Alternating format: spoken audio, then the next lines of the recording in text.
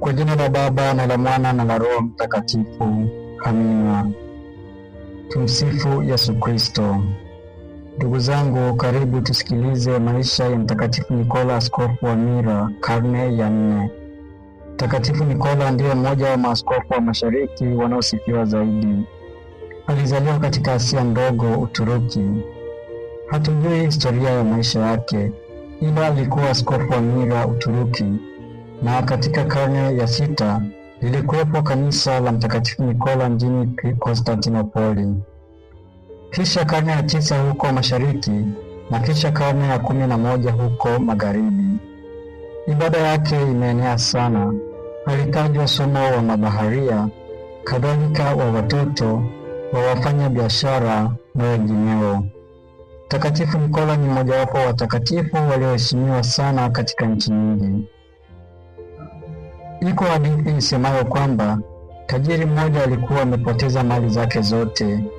Kwa kuwa hakuwa na kitu tena, alifanya shauri rohoni mwake kuwafanya binti zake 3 wawe malaya. Mtakatifu Nikola alipopata habari hii, alimtupa mfuko wa fedha katika dirisha la nyumba ya huyo mtu ili akawaposeshe mabinti zake. Mjomba wake Nikola, aliyekuwa askofu mkuu wa Myra, alimpa upadre. Baadaye Nikola alisafiri kwenda kuizuru nchi takatifu. Alipokufa askofu wa Myra, maaskofu wengine walitaka kumchagua askofu mwingine, basi wakasemezana, atakayeingia kanisani kesho asubuhi wa kwanza ndiye aliyeteuliwa na Mungu.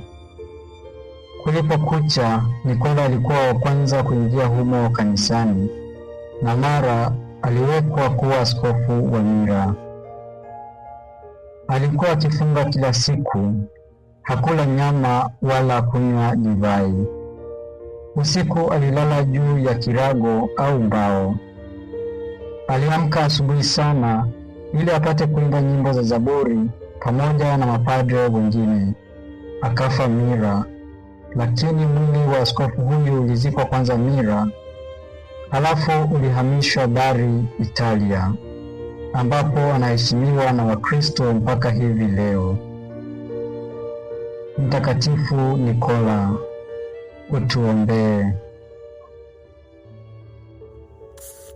Asante kwa kuwa sehemu ya utume wetu. Ili kupata mwendelezo wa historia ya maisha ya watakatifu kila siku, tafakari na mafundisho mbalimbali yanayolenga kutuimarisha katika safari ya kiroho. Usisahau kusubscribe ili uwe wa kwanza kabisa kupata video zetu mpya. Tujifunze, tujenge imani na tukue pamoja katika utakatifu. Bonyeza kengele uwe wa kwanza kupokea video zetu.